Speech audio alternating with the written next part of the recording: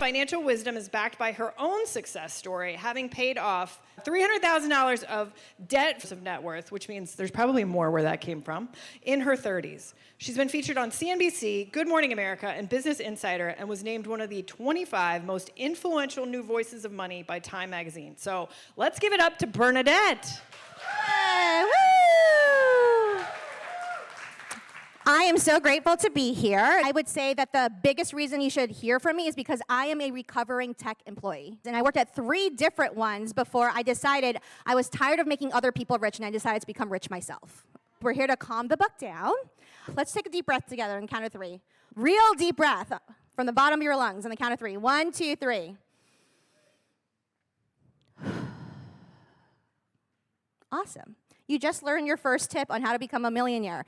Calm the buck down. Just calm down. Make decisions when you are feeling like this, not, have any of you ever felt like you felt like there wasn't enough money in your life?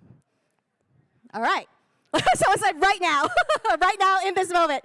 Number 2, anyone guilty as charged over here? I love sneakers, I love clothes. Retail therapy, is that a thing for anyone here?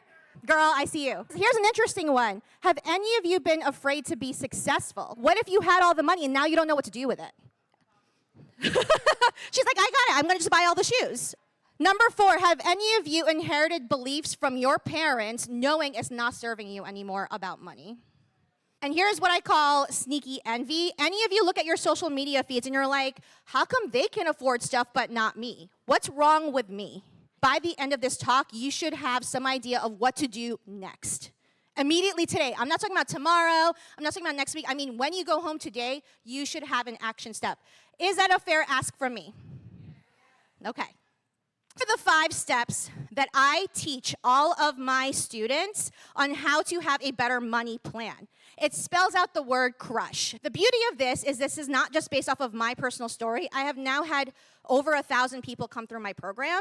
And so if any of you are thinking, well, I'm special and different and unique because of this certain thing, I promise you this will work for you. Whether or not it's all of the steps or some of the steps is the difference, but this plan, if you stick to it, will help you towards financial freedom. We're getting right into it. C stands for curate your accounts. How many of us actually curate when it comes to the things that we collect with our money? What's the difference? I'm going to ask the people in the front row here. You're going to be my help. What is the difference between collecting and curating? What would be the difference between someone who's good at curating versus collecting? What do you think? Intentionality, absolutely. Making trade-offs, absolutely. Think about an art curator. What does it require to be a great art curator? A good eye. How many of us are actually being curators of all of the accounts that are having money go in or out of them? Some people are like, damn, she got me already. It's only been like 3 minutes. It's your first step. The number 1 question I get, especially from women in tech, is like, well, I make good money, but I need to make more money, and so how do I make passive income? Girl, stop being other people's passive income first. What do I mean by passive income? Here are some places you need to look starting today. This is how I started. I didn't know when I first started my personal finance journey that I needed to make more money or how to grow that money, but I knew that I had money going out that shouldn't have been. So here are the 4 places I need you to look today. Number 1 is any subscriptions. Now, y'all have heard this before, but in the tech space, don't we love subscriptions as a business model? I just had a tech employee as one of my clients this past week. We found $100 a month that was going out in useless subscriptions. $100 might not seem like a lot in a month, but over a year, that's $1,200. That could have gone towards saving, towards debt, to a trip to Bali. I don't care. It didn't have to go there. Look at your subscriptions and ask yourself, is this a curated subscription or is this just one that I collected? Number 2, I want you to look at all of your bank accounts and see if you have any hidden fees. Any hidden fees. This day and age, you should not have a bank account that has any fees, period. There are so many options for bank checking accounts, savings accounts, investing accounts that do not charge you. If it's $5.95 a month, it's gotta go. It's too much. Number 3, any investment fees. For the investment fees, specifically, how many of you are contributing into your 401k?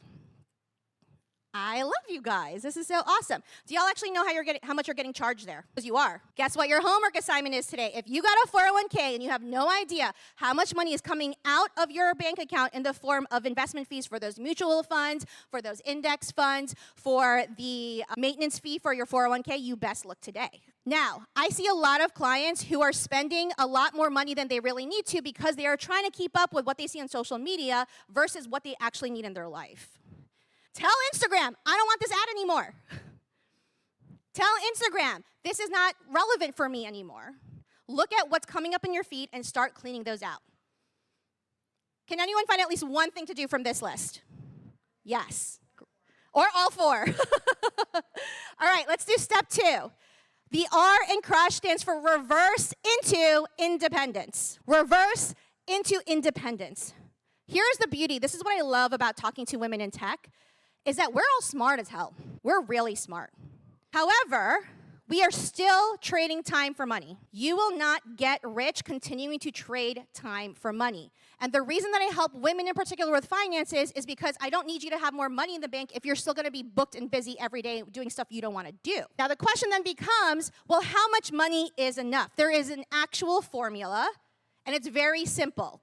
It's 25 times your annual expenses.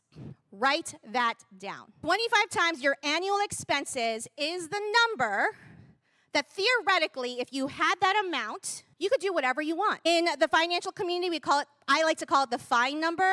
How many of you have heard of FIRE, the FIRE movement? So FIRE movement stands for Financial Independence Retire Every Day. Here's what I learned about tech people. We don't want to retire. Like, we like working and solving problems and doing other stuff. But how nice would it be to have enough money to do whatever your next endeavor is? So that's your FIRE number. For me, I left tech to run this business. That was my next endeavor. 25 times your annual expenses. Now, when you calculate that number, you're going to have a heart attack. It's likely it's going to be over $1 million, as did I. I looked at the number and I was like, I am $300,000 in debt. How am I going to come up with $1 million? Mine was $1.2 million. But today I want you to ask yourself, is it even worth trying? Even if you hit 50% of that number, would you still be better off today? Yes. What I don't want to see is, oh, that number is so big, and so I might as well give up. That is a surefire way that you will fail. The beauty about being in tech is that we know how to iterate. We know how to do sprints. We know that when we put something out, oh, it didn't work, let's go back and fix it. We don't just say, oh, well, company closed, the app didn't work. But we do that so much with our finances, don't we? This is hard, so I'm going to quit. I'm going to ask you to think about independence, not just money in the bank. Brings me to the U in crush, which stands for understand your net worth. How many people in this room could tell me right now if I asked you? You don't have to say it, don't worry. You could tell me what your net worth is exactly right now. It should be everybody in this room. Y'all, there are so many tech apps that can help you do that. If you don't know your net worth every day, you go back home today and you figure out what your net worth is. Now, here's the quick formula for it. It's simple. It's everything you own minus everything you owe. Everything you own, so your cash, your property, your investments, and then you subtract out your debts. Why I'm so crazy about being debt-free is because you get rid of the negative, your number becomes more positive. We don't need that much other than 4th grade math. I actually pulled this up this morning. This is my actual net worth as of today. Thank you. Oh, thank you. I wasn't looking for that, but I appreciate it. The point is, you could ask me any point of the day, I can tell you what my net worth is. Why is that important? Because you need to make decisions based off the total picture, not just what's in your checking account, not just what your paycheck is. It has to be based on every piece of information. How many of you are in data or do business analysis or anything with spreadsheets? Imagine someone asked you to make a decision, an important business decision, and say, we're only going to give you 1/10 of the data. My friend Ambika's like, nope, not going to do it. But how many of us are making money decisions based on 1/10 of the data? Specifically, I've taught my students, and they taught me, is that you need a cash flow cushion. This is different from an emergency fund. The cash flow cushion is essentially 1 month's worth of your expenses sitting inside your checking account. That way, you're not waiting for the next paycheck to show up. How many of us have we're looking out for Friday, we're looking out for payday? If you have your cash flow cushion, you don't have to look out for the next paycheck because the paycheck is already there. Then you're using the next paycheck to replenish what's in there. Now you can start making bigger decisions. Now you're not worrying about just your everyday bills. That leads me to the S in Crush, which is spend intentionally. Now, I do an entire budgeting course, which any of you are interested in doing, or investing. You can come meet me at the network fair later, and I'll give you all those resources. But this is the biggest thing I see with women in tech specifically, and I was guilty of this myself. We are wasting too much damn time. Your energy. If you want to become wealthy, then you have to learn how to conserve your energy for bigger decision making. And these are the things that I see most often in tech. Number one, going to meetings with no agenda. I'm going to say as a former HR person, never go to a meeting without an agenda. If you ever get called into a meeting from HR without an agenda, you better ask what the agenda is, okay? Number two, meetings that could have been an email. If it could have been an email, just make it an email and don't go. Use that meeting to work on your budget. Number three, anything that is unpaid labor, pick my brain. Today is usually my day off. I work 20 hours a week and I'm off on Thursdays and Fridays, right? But I come to these things because I want to connect with other women. However, some of us are still using our bachelor's degrees and master's degrees and using all of our experience and still giving it away for free when it costs you a lot of money to go get that. Next time you think about doing Pick My Brain, consider, could this be a consulting gig? Could this be a fee that I charge? Is there monetary value out of this? Number four is just plain, anyone who's a jerk, you don't gotta go. You don't have to go. Now, I know that's easier said than done. Trust me, I worked in tech. I worked directly for some of the CEOs. I know what it looks like. But how much more are we gonna withstand bad behavior by grown adults in the workplace? If they wanna act that way, that's cool. They do them, you do you, and you build your bank account. And then number five, anything that isn't an enthusiastic yes. If you're thinking about it, or like, maybe, I don't know if I want to go, then just don't go. Why I'm saying all this to you, why is this about money? It's because, what's the number one reason that people tell me they don't do their budget? I ain't got no time. Yet, I look at their calendars and I'm like, wow, that's a bunch of useless meetings. Spend intentionally, not just with your money, but with your time. So here's the last step. The H stands for heal your money wounds. Has anyone been laid off ever in this room? That is a money wound that we do not talk often about enough. Has anyone ever felt like they didn't have money to pay for their bills, enough money to pay for their... Anyone grow up in a household where they were telling you, like, we don't have enough money? Those are all money wounds, and those are often the things that hold women back, especially smart, talented, really educated women. We know all the things that we're supposed to be doing, but it's that money wound that's holding us back. I'm the 8th of 9 kids. You want to tell me, oh, well, I can't be a millionaire because X, Y, Z. I got all the excuses as to why I shouldn't have become a millionaire, okay? But I do know that if I surround myself with women who are also not afraid to talk about money, we all grow. So finding a community of people, whether it's at your work, in your personal life, one friend that you have that you can openly talk about money and what's scaring you makes a huge difference in your finances. I will also say tech women have this amazing ability to not ask for help. We're like, we can do it ourselves.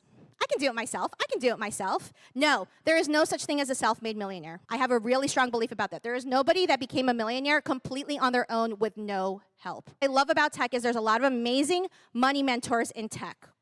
Specifically women who have made good money, who are good people. So look for a money mentor who reflects not only the bank account that you want, but the values and the way that they show up as a leader and the way that they talk to people and treat people. Because how many of you have met someone who's rich who was not that nice? We don't want to be those people. So don't just look out for people who are great at making money. Look at people who want to share that money with other people. Those are my 5 steps, CRUSH. Here's my commitment to you.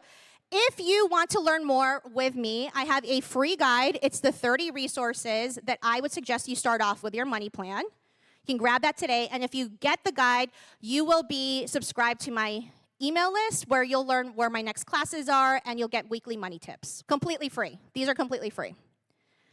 And if you want to pay a little money, I have a new book. It's coming out, and when you order it, you'll get free access to one of my courses today. Does that sound good? All right. Thank you so much, y'all. Enjoy the rest of your day.